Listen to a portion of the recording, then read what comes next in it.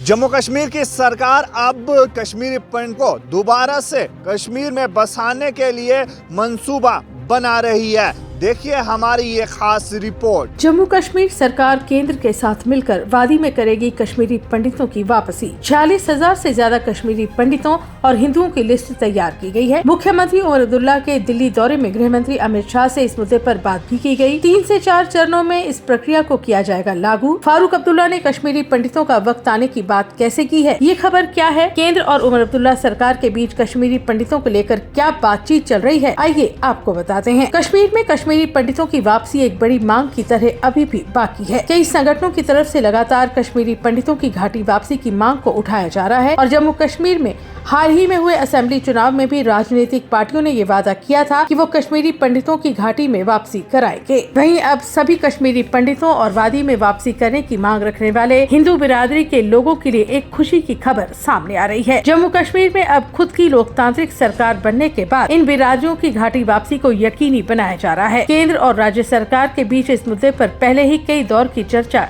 हो चुकी है। नेशनल कॉन्फ्रेंस के अध्यक्ष फारूक अब्दुल्ला ने भी पिछले महीने ये कहा था कि अब वक्त आ गया है कि कश्मीरी पंडितों और उन तमाम लोगों के लिए जो घाटी को छोड़कर चले गए थे उन्हें वापस लाया जाए। बता दें कि 90 के दशक में क्षेत्र में आतंकवाद के बढ़ने के कारण कश्मीरी पंडितों को घाटी से भागने पर मजबूर होना पड़ा। उनमें से कई लोग जम्मू कश्मीर में अपना सामान और संपत्ति छोड़कर देश के विभिन्न हिस्सों में बस गए। हाल ही में स्थानीय प्रशासन और केंद्रीय गृह मंत्रालय ने कश्मीरी पंडितों और हिंदुओं के 4600 परिवारों की सूची तैयार की है ताकि उनकी जम्मू कश्मीर में वापसी सुनिश्चित की जा सके। हालांकि ये प्रक्रिया 3 से 4 चरणों में लागू की जाएगी। सरकारी आंकड़ों के अनुसार वर्तमान में जम्मू कश्मीर में राहत संगठनों के पास 47,129 कश्मीरी माइग्रेंट परिवार रजिस्टर हैं। गौरतलब है कि सरकार ने नकद सहायता, मुफ्त राशन उपलब्ध कराने, माइग्रेंट परिवार में लोगों को शामिल करने, विभाजन, कश्मीरी माइग्रेंट्स की संपत्तियों की सुरक्षा, अनरजिस्टर्ड कश्मीरी माइग्रेंट्स को रजिस्ट्रेशन सर्टिफिकेट जारी करने और शैक्षणिक सुविधाएं यानी एजुकेशनल फैसिलिटीज प्रदान करने की प्रक्रिया में तेजी लाने का भी फैसला किया है। पेंशन कैटेगरी के तहत रजिस्टर एक बड़े परिवार को रिलीफ कैटेगरी में विभाजित करने का प्रावधान है। जैसे कि पेंशन कैटेगरी के तहत रजिस्टर एक डिपेंडेंट शादीशुदा सदस्य बेरोजगार है, उसे विभाजित किया जा सकता है और वो रिलीफ के लाभ प्राप्त कर सकता है। मौजूदा परिवारों का विभाजन भी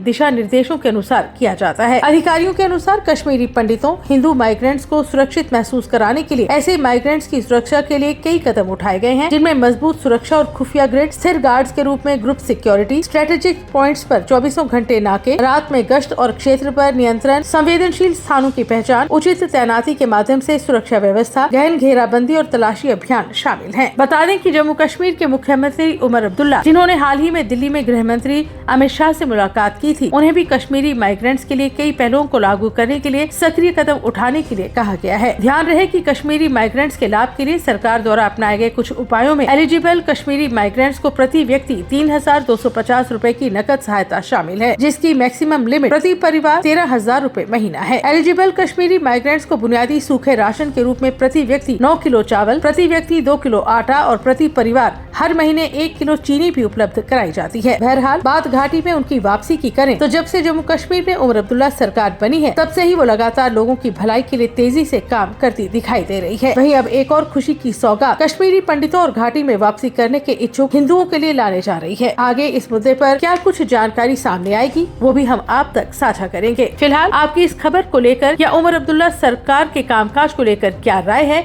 हमें कमेंट सेक्शन में जरूर बताएं।